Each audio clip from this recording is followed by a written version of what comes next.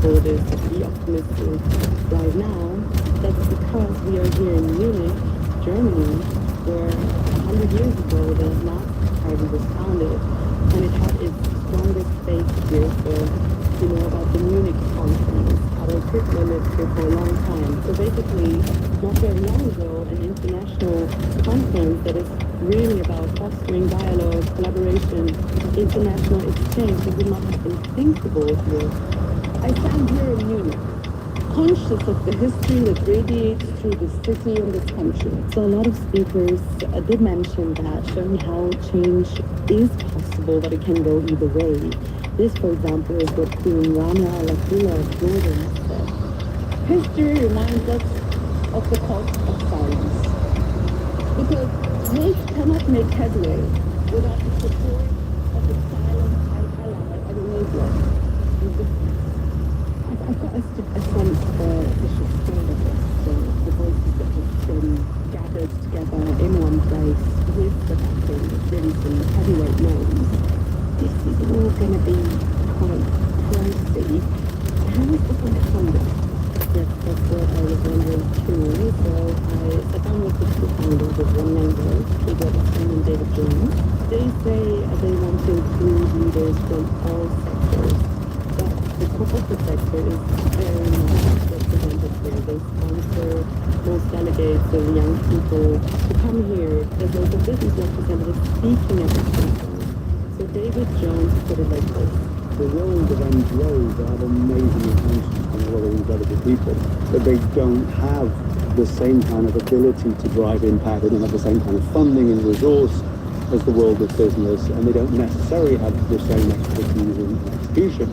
So rather than sort of, oh no, we don't want those evil people at our conference, they're like, if we actually bring them on board in the journey, we're going to be able to get a lot more done. And of course there are certain sectors we're not going to have as partners.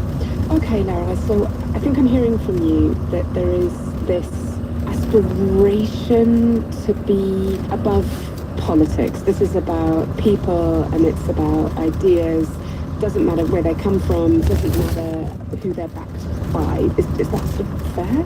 Well, so I talked about that with them because it's not only about the corporate sector, but it's also about the political leaders that they invite.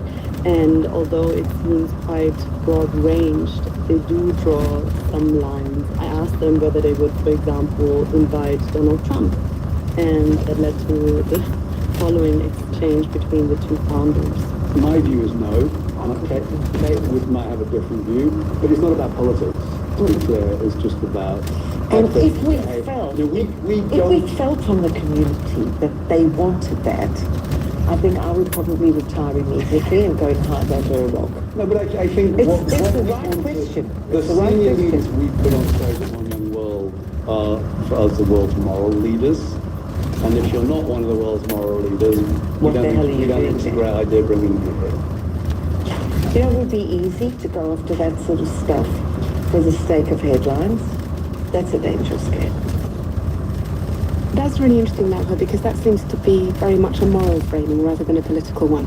Yes, and they make a big point of this, like morality, but also empathy, whereas other leaders, like Elon Musk, if you want to call him a leader, say empathy is a weakness.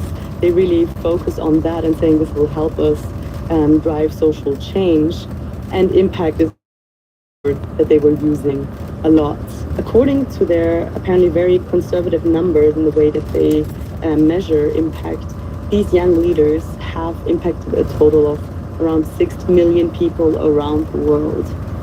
And we'll be hearing concrete examples in the pieces that I know we have to look forward to from you. Lava, I just wanted to end, really by giving the voice to one of the youth ambassadors. Is there someone who's really stuck out for you? Yes, it's hard to choose, but I spoke to a young Greek social entrepreneur called Lefteris Arapakis, and his mission is to clean the Mediterranean Sea. Like when I started, my whole project, I was like 21, 22 years old. People don't take this seriously. Like when you are 24 and you're talking to a CEO of a multinational company, you're younger than the interns they have over there. But AIDS does not mean that you don't know what you're talking about. You can drive a change. You can, make a real impact. Lefteris Arapakis there. Thank you so much, Laura. Enjoy the rest of the summit in Munich, and I will look forward to hearing all your stories when you get back. Thank you. Only if we complete the unification of Europe can we ensure peace, freedom and prosperity on our continent, meaning fulfilling or working based on the reasons why our European Union has been established. Only together with all those who share our values, ensure Europe has an independent voice in the world. The voice of EU Enlargement Commissioner Marta Kors there, speaking this week at the release of the EU's annual enlargement report. Watching it all was DW Europe's new Brussels correspondent, Ferenc Gal. I put it to him that the enlargement report is a bit like a school scorecard, with the 10 countries aspiring to EU membership being marked according to how well they've performed in the various challenges assigned them. Rule of law enforcement, corruption cleanups, press freedom improvements, etc. Yes, that's a good comparison because there's very clear differences in how the EU has evaluated the progress that different countries has made. Montenegro and Albania are clearly the ones where the European Commission thinks they are on the best track to meet their objective of joining the EU. Especially Montenegro has been widely seen as the front runner. Even European Commission President Ursula von der Leyen, when she visited Montenegro just last October, called the country a front runner, and the Commission yesterday said that they see them on a good track to, by 2027, conclude the process of necessary reforms. And then, of course, we have Ukraine, the most hotly watched there. Ukraine set itself an ambitious target of becoming a full member by 2028, but obviously the challenges of doing that whilst at war are not inconsiderable. And there were words of warning amidst praise for Ukraine, right? Could you perhaps tell me a bit more about where the EU Commission sees Ukraine at the moment in its trajectory towards membership? Yes, so the European Commission has said in its report that it sees Ukraine as continuing to be strongly committed to accessing the EU and has set 2030 sort of as a realistic deadline for that. But it has also, as you have just pointed out, pointed towards issues, especially in the field of anti-corruption, that really need to be addressed. So as a reminder, maybe just this summer, there was huge international and also domestic outcry in Ukraine when the president took steps that really weakened two key anti-corruption agencies. He then reversed after a lot of criticism. So cases like this one really illustrate that the EU still sees the need for a lot of anti-corruption reform in Ukraine, but is also hopeful and at least in its external communication confident that Ukraine is on the track to address these issues. Okay, so on track, but with challenges to overcome in terms of the process of fulfilling criteria. But there is, of course, another challenge that Ukraine is facing, and that is that it just takes one country, right, to be able to block the accession of another country to full membership. And at the moment, that country is Hungary. Exactly. So in the process of a new member state's accession to the EU, the agreement of all 27 member countries is needed at every step of the way, basically. And Hungary has been a very vocal opponent of Ukraine accessing the EU and has just blocked formal progress on Ukraine's accession so far. Something that also Ukrainian President Zelensky addressed yesterday in a speech at an event here in Brussels where he joined remotely, and called on Hungary to at least, if not actively support Ukraine, then to at least let the process move forward. Let's talk now about the bottom of the class, as it were. Georgia, it's now a candidate country in name only, according to the Commission.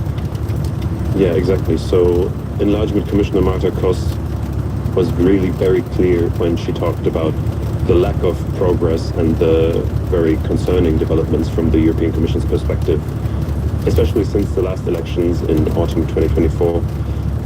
The EU has repeatedly voiced concern over the democratic backsliding in Georgia, and yesterday Commissioner Koss called on the government to change course and to stop cracking down on civil society, to stop jailing opposition activists and pro-European Georgians.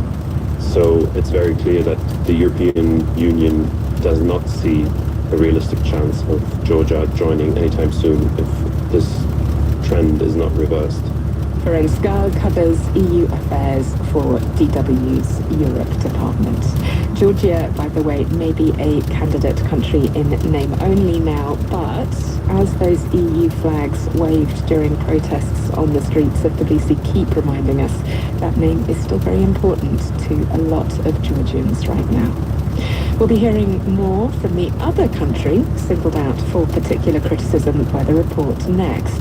No surprises here. We're off to Serbia in just a minute.